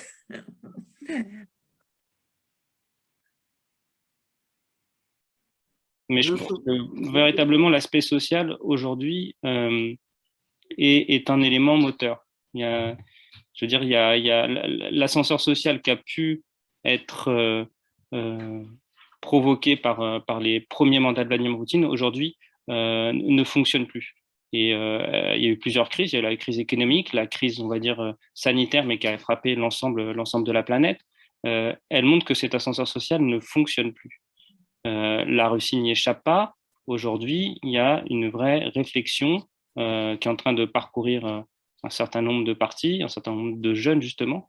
Et je veux dire, même Arnaud Dubien, qui est un chercheur assez reconnu sur la Russie, qui représente ces liens entre la France et la Russie, notamment sur le milieu économique, même lui alertait sur une des failles aujourd'hui de ce régime, c'est sur cette non-réponse sociale. Il y a des inégalités qui sont grandissantes, il y a une corruption qui n'a jamais été combattue, il y a des riches qui continuent à s'enrichir et qui sont déjà très riches, puisque je veux dire, les inégalités en Russie sont encore plus frappantes qu'ailleurs. Et on voit qu'aujourd'hui, cet ascenseur social qui est cassé, ces inégalités qui sont grandissantes, et ben, les jeunes et partout sur l'ensemble du territoire, aujourd'hui s'interrogent, voilà, pourquoi est-ce qu'on ne peut pas discuter de politique, de vraies réformes structurelles, de vraies réformes de gauche? Pourquoi est-ce que nous n'y avons pas accès, à ce débat-là?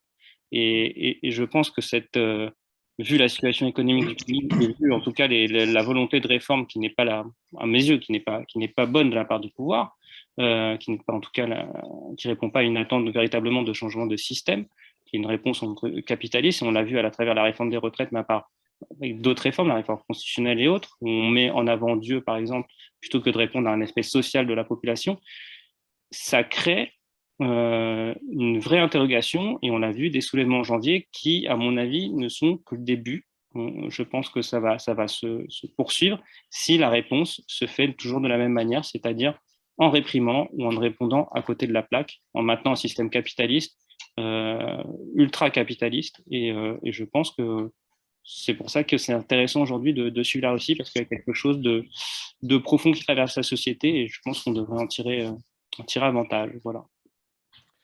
Claude? Oui. J'aimerais poser une question à Olesya, Vadim et Vincent, qui connaissent bien la société russe. Vadim, j'étais avec Vadim il y a, je ne sais plus, il y a 3 ans par là, en Russie, et nous avions assisté à une discussion qui m'a beaucoup marqué avec une militante d'une association d'aide aux gens de la rue, disons, à Saint-Pétersbourg. Or, cette jeune nous avait décrit une société extrêmement dure, pas seulement le pouvoir.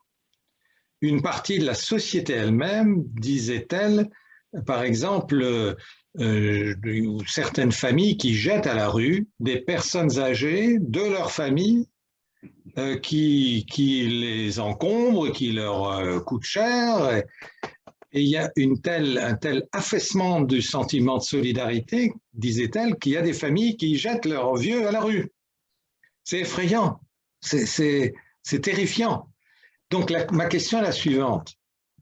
Il y a des choses positives qui émergent, comme le décrit Vadim à l'instant, mais est-ce que vous confirmez qu'il y a également dans cette société, y compris des éléments de la société elle-même qui sont en quelque sorte contaminés par cet affaissement des valeurs de solidarité au point de rejeter des personnes vulnérables dans la rue, que par ailleurs le pouvoir laisse lâchement tomber. Donc c'est une question sociétale que je vous pose, et politique. Si je peux me permettre, la dureté, ça existait aussi à l'époque soviétique.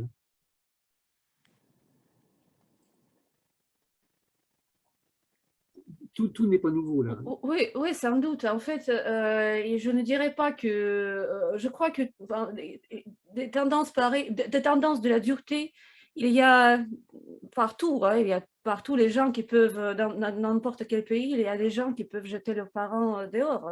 Ça, c'est... Mais je crois que des choses pareilles, la dureté, c'est lié à la situation sociale, et quand elle dégrade, on voit plus ce qui déchire, ce qui souffre. Le premier, c'est l'humanité, à l'intérieur de la personne. Je peux dire que l'idéologie ultralibérale du marché, je me rappelle comment ça changeait très vite en fait.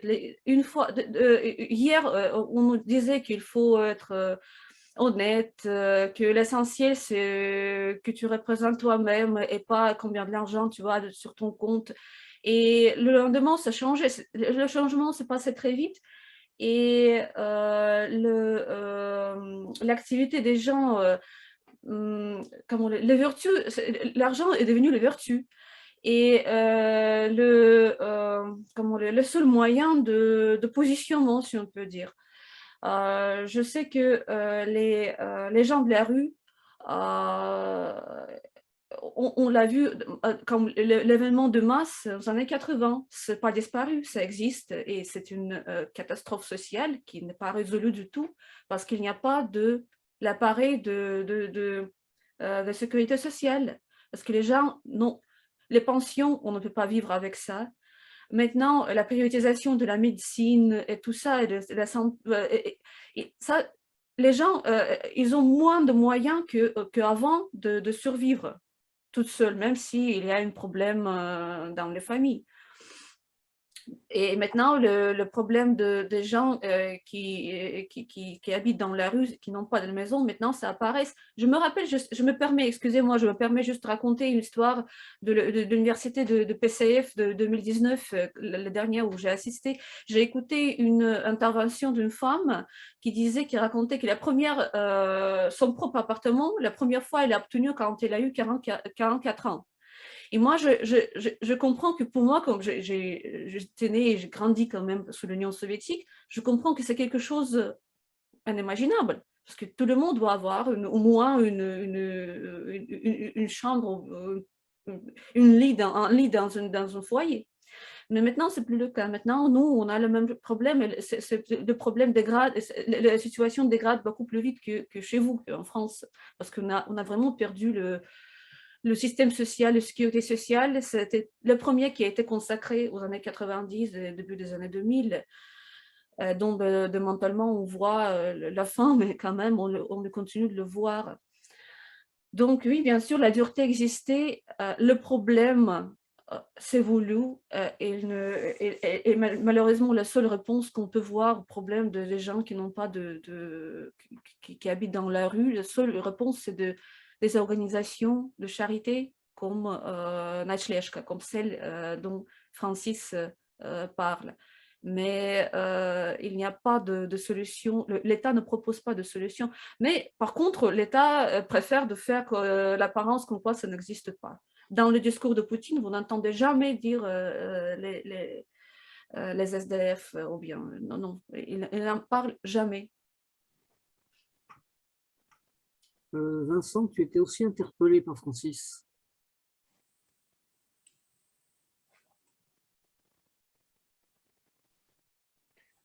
Oui, moi je pense que Aliesia connaît beaucoup mieux la réalité de la société russe que moi, donc je pense qu'elle a très bien décrit la situation.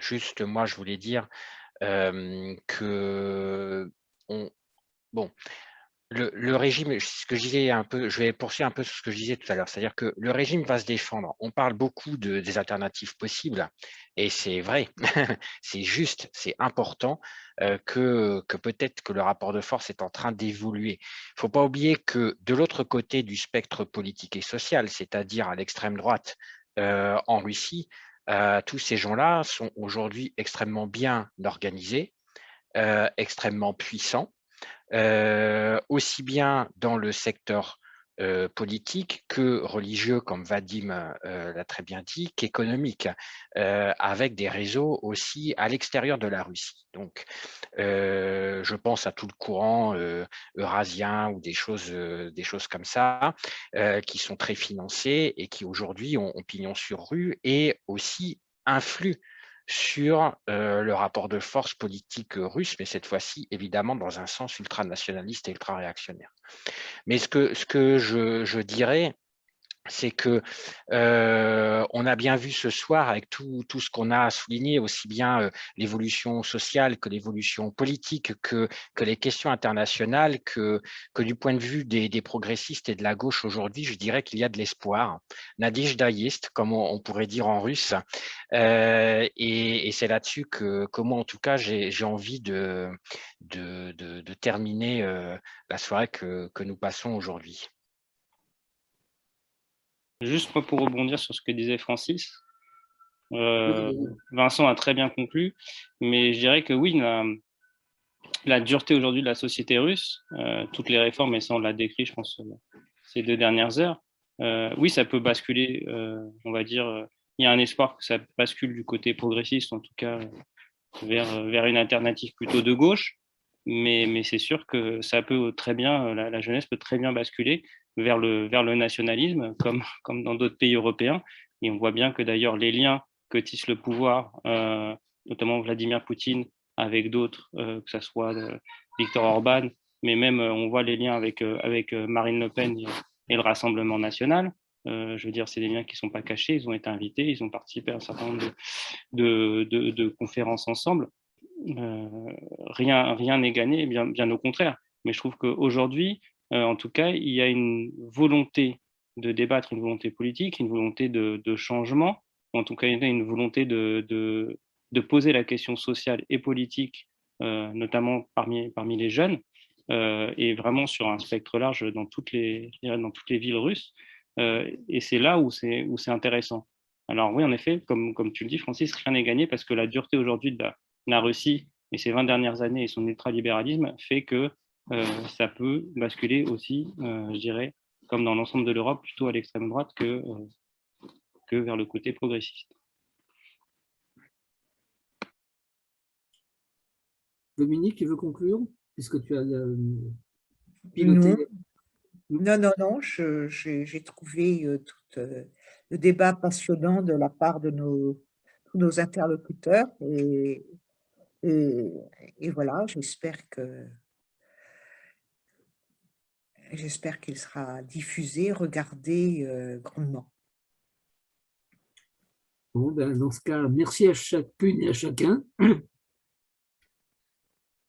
Et merci à l'organisation. Merci à l'organisation pour ce débat. Claude Dominique, la revue et la Fondation Gabriel Péri.